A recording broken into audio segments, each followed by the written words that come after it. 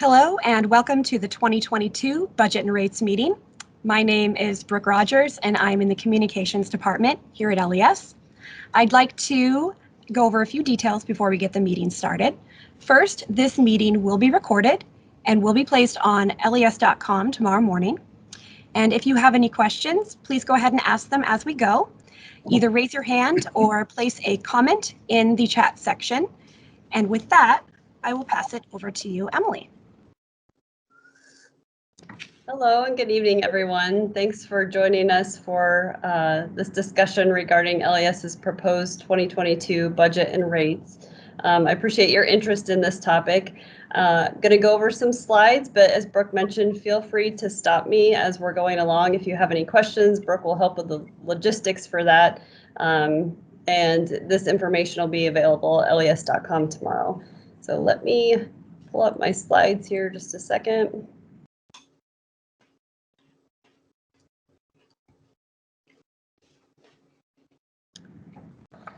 Okay, well, this really is a good news story that I get to share with you this evening. A few of the highlights are shown on this slide here. First off, we are proposing to have a slight system-wide rate decrease, about 1% or so. The last time that LES had a rate increase was in 2017. All of LES's financial metrics are achieved or exceeded in this budget, ensuring the continued financial health of LES. The primary driver for our budget reduction is our net power cost is expected to be decreased by $6.4 million, and our capital budget is decreased by $12.2 million. So just to summarize, the LES's budget authorization is made up of both an operating budget and a capital budget.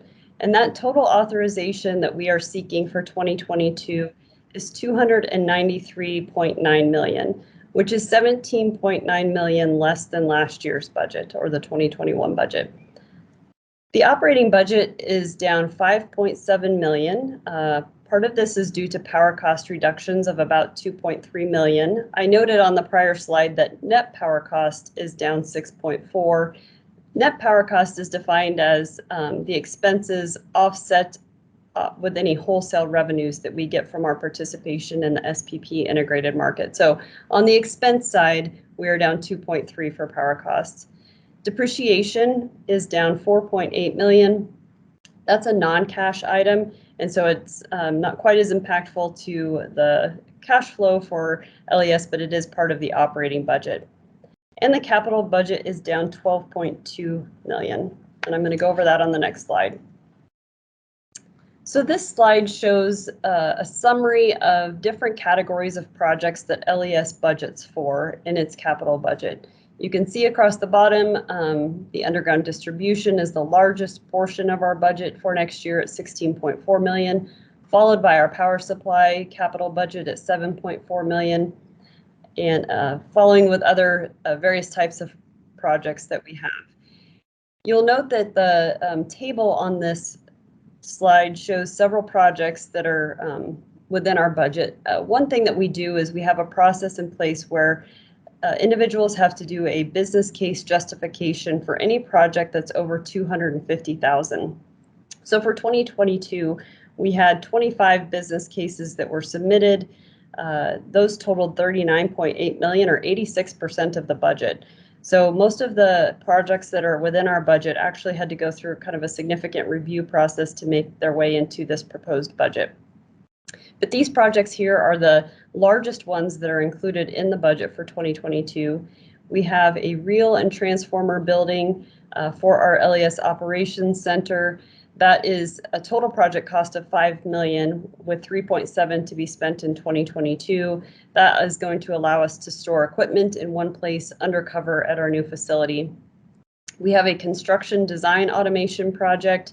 That is to optimize our transmission and distribution, design, and construction process within our enterprise resource planning system and our GIS system.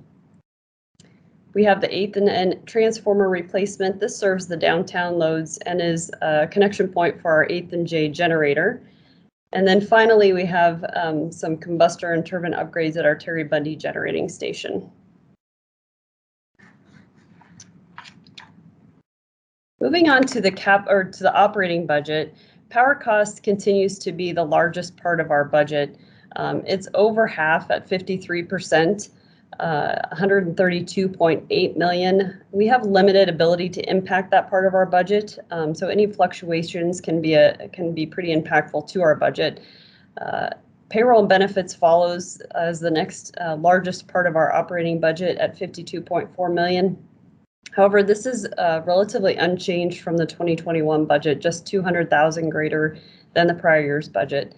And some of the other categories within our operating budget are transmission expense, depreciation, and some other operating expenses. I talked a little bit about net power costs earlier. So as I mentioned, net power cost is the easiest way really for us to talk about how power cost impacts our budget. Because of our participation in the Southwest Power Pool integrated market, we receive wholesale revenues for our generation. And so we like to kind of combine this, although the budget authorization only includes the expense side. It's important to talk about the revenues we receive from the market as it relates to its impact on LES's financials. So we do have decreased costs at Laramie River Station of about 4.7 million that we expect for next year, and also decreased fixed cost at Walter Scott Energy Center. That's about 1.4 million.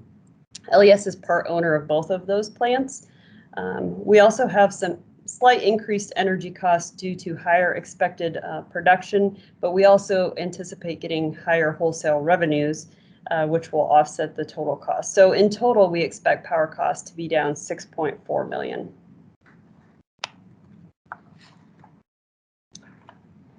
Our operating budget includes a couple other initiatives that I wanted to discuss.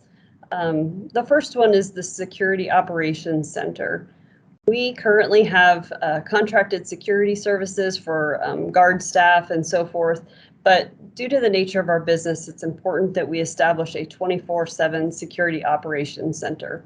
So the 2022 budget includes costs for establishment of that center and then includes an increase in the ongoing costs. Currently, we spend about $200,000 each year in operating costs for security, but this project is really going to kind of beef up these efforts.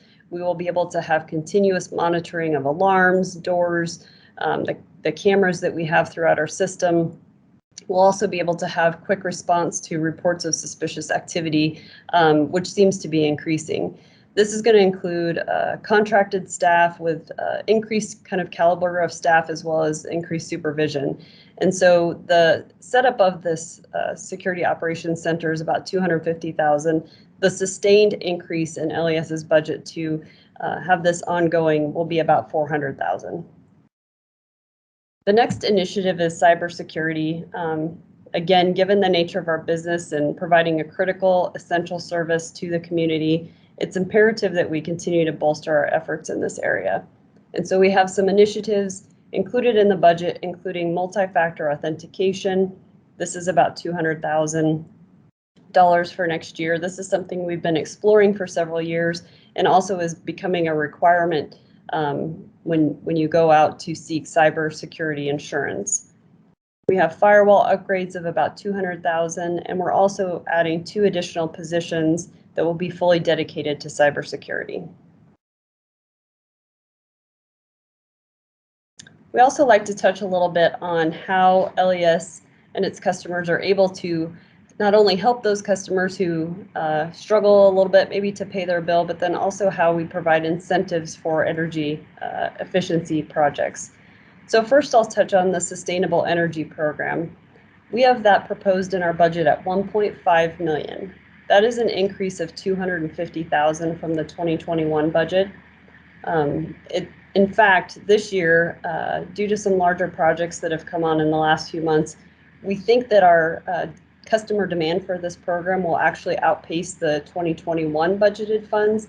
And so our Budget and Rates Committee has recently approved reallocating some unspent monies from another area of the budget to the SEP program bringing its 2021 total up to 1.5 million, which is consistent with what we're budgeting for next year.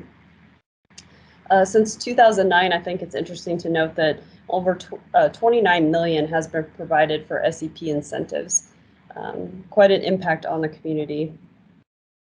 Additionally, we have our Energy Assistance Program. This is established through a resolution of the LES board. It's a calculation that's based on the number of customers in this LES system area and also rate changes. So because we're not proposing a rate increase, this amount is being increased just by an expected increase in the number of customers. One thing to note here too, last year in 2020, due to the pandemic, our board did authorize additional funding for this program of over 800,000 total to be allocated. We work with community partners to get these monies in the hands of those that need it in order to pay their bills. We're not expecting to need to increase the monies for this year due to other federal funds that are available for this purpose. But since the beginning of this program, we've provided 4.7 million. So although it's not part of our budget authorization, it is important to talk about how are we going to pay for these expenses. This is a summary of the revenues that are expected for 2022. Our retail revenue is expected to essentially be flat. This does include the reduction for some rate classes that I'm going to talk about in just a little bit. We have increased wholesale revenue, which I touched on when I talked about our net power cost. Increases in other and miscellaneous revenue. This is attributable to an increase, primarily to an increase in renewable energy certificate pricing.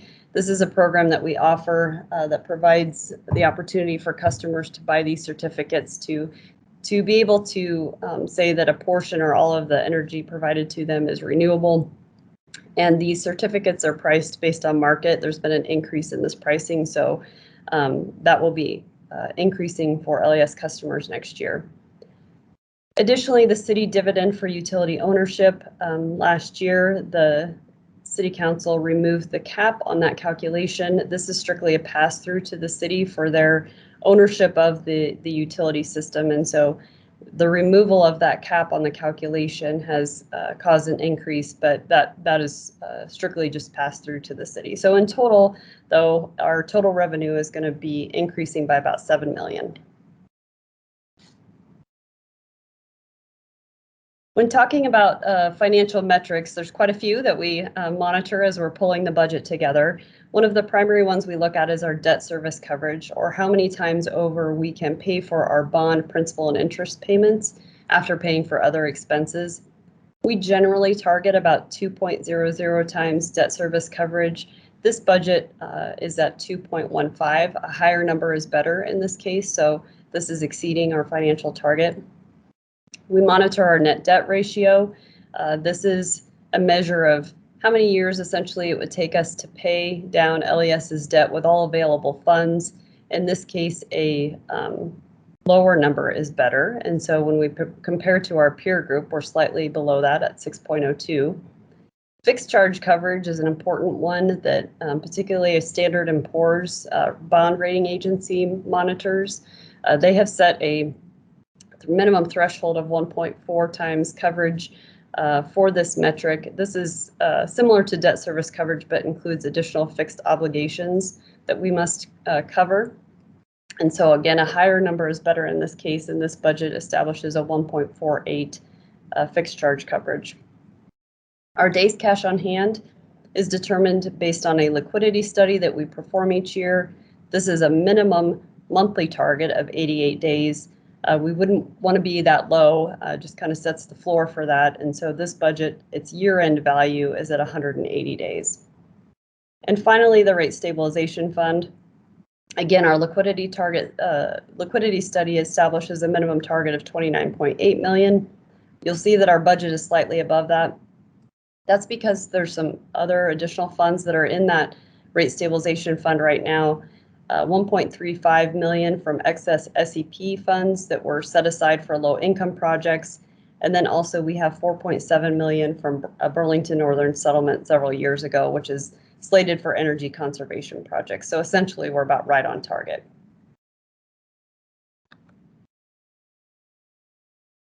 Okay, moving on to the rates. So after we establish the budget, what it's going to cost, we then get into our rate setting efforts. There's 4 types of changes that we're proposing for 2022, all of them with the same goal in mind, is essentially just to align the revenues of the system with the costs for the system. And so, there's certain costs that are associated with different kinds of rate classes. And so we try and strive to align those revenue collection with the costs for the appropriate rate classes. The first type of change relates to our residential class. This is aligning the fixed and variable revenue with fixed and variable costs. So the changes include movement of some transmission costs from the variable energy rate into the fixed facilities rate. I'm going to go into a little bit more detail on each of these on the next few slides. The next change is related to general service demand class. This is just some minor adjusting that we're doing. When we look at the different components of a rate, some of the fixed charges, energy charges, we like to target plus or minus 10% of cost of service for each of the components. And in this particular class, some of the individual components were getting kind of far outside that band, so we're making some small changes. Third, relates to our large light and power and large power contract classes. These rates were reduced. They're proposed to be reduced to get them closer to cost of service. Again, for total rate classes, we have a goal of plus or minus 5%. And without these reductions, these classes would be about 120%. And so we needed to make some reductions in their rates to get them a little bit closer to our target. And then finally, we have some continued efforts in getting our streetlight maintenance rates closer to cost of service. So first off, for our residential class or non-demand rate restructuring, this is just a little bit of a throwback slide. So we started this process of revenue neutral rate changes back in 2016. And this sort of demonstrates why we needed to make some changes, because our total costs for this class, for non-demand customers, 78% is fixed in nature and 22% is variable. So essentially, almost regardless of how much energy is sold, we have 78% of our costs that are fixed. This breakdown is essentially unchanged from 2016. However, before we started rate restructuring, our revenue collection was even less aligned than it is now. Our fixed collection was 6% and our variable was 94%. So through changes that we've made over the past few years, we've been able to align this more closely at 33% and 67%.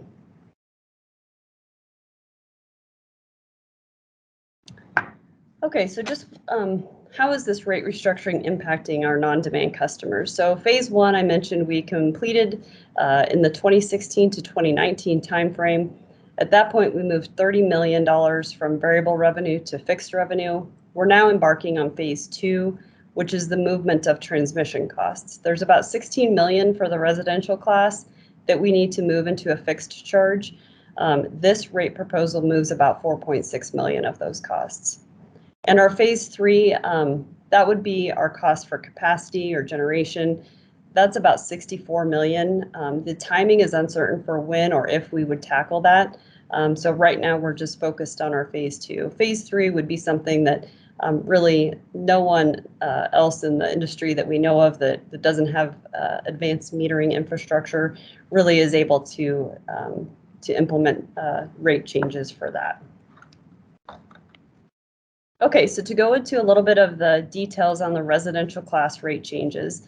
So along the left-hand side here are the different components of a residential bill. So we have a customer charge, energy charge, and then one of the facilities charges there based on type of service or usage level. So we're not proposing any changes to the customer charge. That would remain at $5. You will see that we have reductions in our energy charge, as I mentioned, moving costs out of the variable rate. And then we have increases in the fixed facilities levels. So the energy is billed on a kilowatt hour basis. The facilities levels, though, are billed on a monthly basis. So they don't get impact per se, month to month anyway, on how much energy you use. They're established each year based on your average monthly usage shown in the second column from the left there. So we've got about a 1 cent reduction in our summer energy rate. We've got a little bit, a very small reduction in our energy for winter, but then we have about a $2 increase in level 1, a $3.50 increase for level 2, and $6.50 for level 3 and 3-phase. To show kind of an example or a visualization of what this looks like, we've got two types of users in each facilities level. A user at the lower end of usage and higher in the band. So for instance, in that facilities level 1, which goes up to just under 800 kWh, if you were a user at 100 kWh per month, your bill change per month would be about $1.69. If you're in the upper end of that facilities level, you'll have a decrease of about 17 cents. So you can see that most of these changes are quite small. One thing to note too, that what this does when you put additional costs into the fixed charge where they belong, it does provide a bit more rate stability for customers. So if you think back in February when energy use might have been higher due to Winter Storm Uri, for those that have struggled to pay their bill a little bit, it helps to have a little bit more in that fixed charge so that they know what to expect with their bill. So that's just one other way that not only does this help LES's financial health, but it also provides a little bit of stability for customers. So this is a distribution of how these changes will impact LES's approximately 130,000 residential customers. So you can see that most residential customers will see annual changes in their bill that are less than $20. Really pretty modest increases. And in fact, over the past 6 years of rate restructuring, we've really only made about 90% of our customers have been somewhere between a 1% increase and decrease. So it's really been modest changes to residential bills, but help strengthen the financial health of LES. Okay, moving on to our demand rate cost alignment for our general service demand class. These changes are pretty small. Again, these are also revenue neutral, similar to the changes we're making for residential customers. We have some reductions in the energy rates that are shown here, and then some small increases in the facilities rates of about 20 cents. And in a similar way, this distribution shows the annual changes for this class. Most customers will see an annual change of less than $100. This class, just as a frame of reference, is made up of kind of mid-sized businesses like restaurants and mid-sized stores, that sort of customer. Next up are rate reductions. So we have our large light and power and large power contract class that's kind of combined for these reductions. And so these are not revenue neutral. They're different than what I talked about before. These are strictly just rate reductions. As I mentioned, when we pulled the budget together, if we were not to make these changes, this class would be quite a bit over our cost of service targets at 120%. We like to target between 95% and 105% cost of service. These changes will bring this class to just under 115% cost of service. You might ask yourself, well, they're still quite a bit over. Why didn't you take it further? But we can see in the upcoming years that there will be some increased underlying costs. And so we didn't want to have rate volatility for these classes. So we brought them down a small amount, knowing that the costs are going to catch up over time. These changes, though, did result in LES's revenue being reduced by $2.5 million. And so that's essentially kind of given back to this rate class, and they will not see this increase in their bill or anything. It will be shown as a decrease. And so there's decreases all the way up to over $10,000 a year. But these are some of our very large customers. And for those that may have large business accounts, our LES account reps have provided this information to them, or can if you're one of those customers and haven't received that yet, your key account rep can provide that to you. And then finally, our last change relates to streetlights. So in the past, based on the way that we were setting our rates for maintenance of the city's streetlight system, combined with the wholesale changeover to LED lamps, created some issues in our cost of service for the maintenance piece of what we provide to the city. And so we are working with the city. We've developed a 7-year plan to get them in alignment with cost of service. And the expectation is that we will increase the maintenance rates by about 10% each year until they're within plus or minus 5% of cost of service. So the streetlight class contains a few customers. 95% of the streetlights are owned by the city of Lincoln. We also have Waverly and the county and the state, but the city will see the most increase here. Their portion is about 146,000 of the total increase, but they are also another customer that is going to receive a benefit from the reductions in the large power contract rates. And so the net of those two things together is about 50,000. A few more rate changes that we have planned for next year. As I mentioned, that increase in the renewable energy certificate rider to align with current market conditions. We've also added a 35 kV large light and power off-peak rate. That's new. And then recently, LES and Norris Public Power agreed to move to a rate structure format for billings for service provided by LES to Norris's customers in a joint use area. That was approved by our board in August, and so we've implemented a new rate structure to account for that.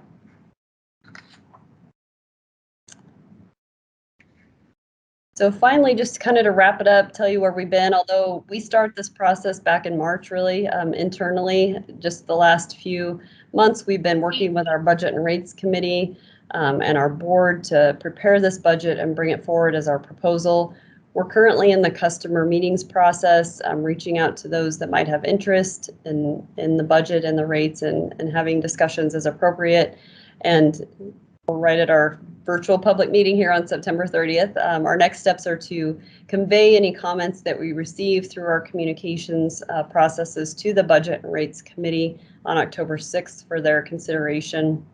We'll also provide a summary of comments to the full board, and the board is expected to take action on October 15th. After that, we move along to the City Council process. That's a series of 3 meetings that are required to get the budget acted on, and that's expected on December 6th. So I'd be happy to take any questions or comments on our budget. Hey, Emily, we had some internet quality issues on the previous slide 27. Sure. Would you mind going over that one again? Yes. So this is just a summary of a few of the other changes that we have planned in our rate schedules. I had mentioned earlier an increase in our renewable energy certificate rider pricing to align with current market conditions. We added a 35 kV large light and power off-peak rate, and then LES and Norris Public Power decided to move to a rate structure format for billings of LES service for Norris's customers in a joint use area, and so that will be implemented with the rate schedules for 2022 as well. So anything else that I can answer? Any questions that came up? Mentioned this information will be available at les.com. You can also email us at finance@les.com. If you have any questions, happy to take those and relay those to our Budget Rates Committee and our board. I don't see anything in the chat and no hands are raised, but now is your chance to ask anything to Emily.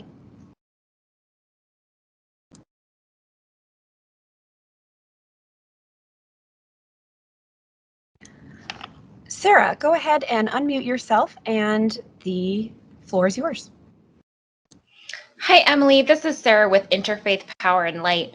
You mentioned that for the decrease in rates, or I guess I should say lower increase for your larger customers was because you foresaw some increased underlying costs in the coming years, and that's why you wanted to kind of mediate how much you lowered their rates. Yes. Those costs that you foresee coming up, are those all climate related? There's some transmission costs and some of our power cost projections. So not particularly that comes to mind, more transmission related. Okay, thank you. Yep. Mhm.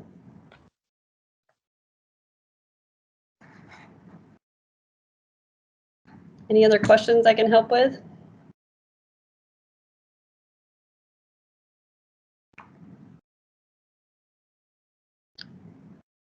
Okay. Well, I thank you for your attention. And again, feel free to reach out if you have any questions that come to mind later. And again, we appreciate your interest in our budget and rates and appreciate you being here tonight. So thank you very much.